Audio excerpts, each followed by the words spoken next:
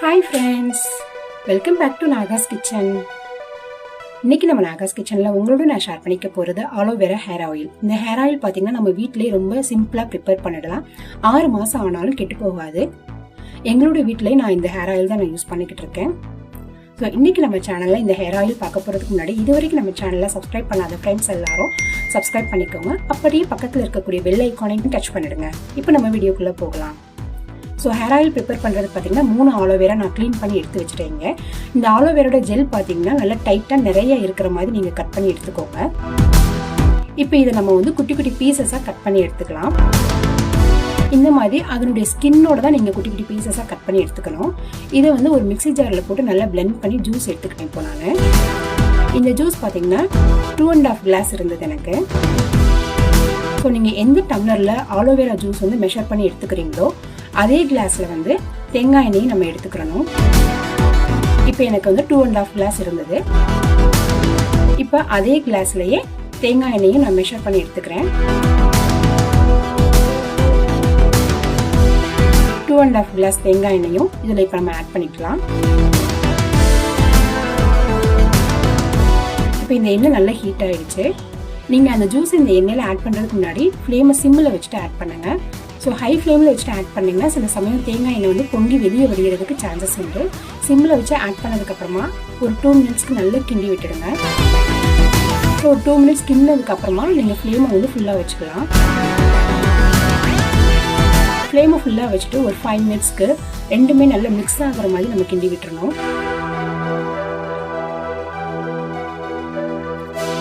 So அந்த மாதிரி கிண்டி விட்டுட்டு நல்லா ஃபாஸ்ட்டாக கொதி வர ஆரம்பிச்சதுக்கு அப்புறமா அடுப்பு சிம்மில் வச்சுட்டு ஒரு 45 மினிட்ஸ் வந்து இந்த தேங்காய் எண்ணெயை நம்ம கொதிக்க விடணும். ஸோ 45 மினிட்ஸில் நமக்கு இது ப்ரிப்பேர்ட் ஆகிடும்.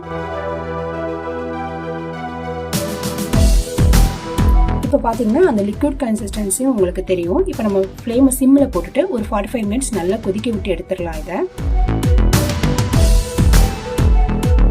இப்போ ஒரு 20 மினிட்ஸ் கழிச்சு நான் வந்து இந்த தேங்காய் எண்ணெயை நல்லா கிண்டி விடுறேன். இப்போ பார்த்தீங்கன்னா ஒரு பாதி வத்திடுச்சு. அந்த நம்ம ஊற்றின ஆலோவேரா ஜெல் கூட நல்லா கெட்டியாக ஆயிடுச்சு. நீங்கள் வந்து ஹை ஃப்ளேமில் வச்சு கூட நம்ம இதை ப்ரிப்பேர் பண்ணலாம். பட் ஹை ஃப்ளேமில் எந்த வித ஃபுட்டு குக் பண்ணால் கூட அதனுடைய ஃபுல் யூஸும் நமக்கு கிடைக்காதுன்றதுனால இன்னைக்கு நான் சிம்மில் வச்சு இதை ப்ரிப்பேர் பண்ணுறேன்.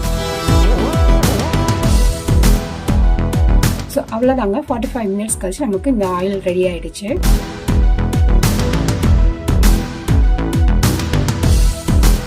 இது வந்து பார்த்தீங்கன்னா அந்த ஆலோவேரா ஜூஸ் நம்ம ஊற்றினோம்ல அது எல்லாமே வந்து நல்லா அடியில் வந்து கெட்டி கெட்டியாக தங்கிடும், கொஞ்சம் ரோஸ்ட் ஆகிடும். ஸோ அந்த ஸ்டேஜில் நம்ம அடுப்பை ஆஃப் பண்ணிவிட்டு நம்ம வந்து கூல் டவுன் பண்ணிடலாம்.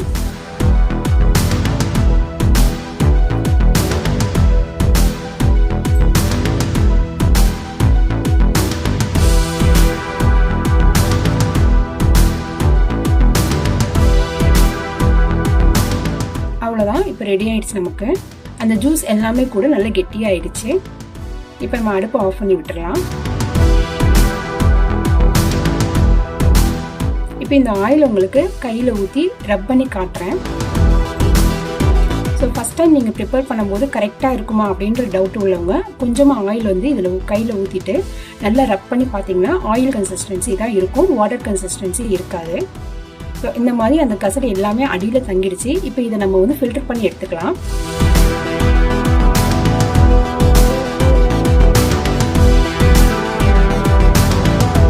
இந்த மாதிரி ஒரு நெட் கிளாத் எடுத்துட்டு ஒரு கிணத்துல போட்டு 4 பக்கமும் கிளிப் பண்ணிட்டேன். அதில் தான் வடிகட்டி எடுத்துக்க போகிறேன். இதை வந்து ஹேர் ஆயிலாக மட்டும் யூஸ் பண்ணாமல் நம்ம வந்து ஸ்கின்னுக்கும் மாய்ஸ்சர் கொடுக்கறதுக்கு ஸ்கின்னுக்கும் நீங்கள் அப்ளை பண்ணிக்கலாம். ஐப்ரோவுக்கும் நீங்கள் அப்ளை பண்ணிங்கன்னா நல்லா க்ரோத் ஆகும். ஸ்கின்ல உள்ள அந்த பிளாக் மார்க்ஸ் கூட கொஞ்சம் கொஞ்சமாக உங்களுக்கு வந்து கம்மியாயிட்டே வந்துடும். இப்போ இந்த நெட் கிளாத்தில் வந்து நம்ம அந்த ஆயில் எல்லாத்தையும் ஊற்றிட்டு ஒரு 1/2 ஹவருக்கு டிஸ்டர்ப் பண்ணாமல் அப்படியே விட்டுடலாம்.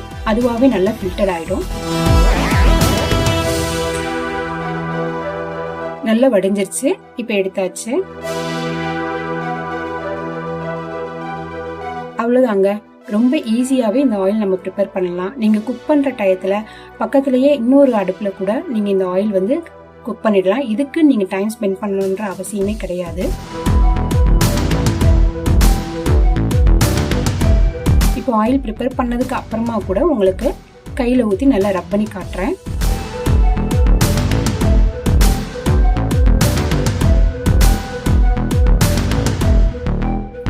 இப்போ பார்த்தீங்கன்னா இது நல்லா ஆயிலியாக இருக்கும். அவ்வளோதான், ப்ரிப்பேர் ஆகிடுச்சு நமக்கு. ஓகே ஃப்ரெண்ட்ஸ், இன்றைக்கி நம்ம சேனலில் உங்களோட ஷேர் பண்ணிக்கிட்டு இந்த வீடியோ உங்களுக்கு பிடிச்சிருக்குன்னு நான் நினைக்கிறேன். இந்த வீடியோ உங்களுக்கு பிடிச்சிருந்தா நம்ம சேனலுக்கு ஒரு லைக் போடுங்க, உங்கள் ஃப்ரெண்ட்ஸோட ஷேர் பண்ணிக்கோங்க. மறந்துடாமல் நம்ம சேனலை சப்ஸ்கிரைப் பண்ணிக்கோங்க. தேங்க்யூ.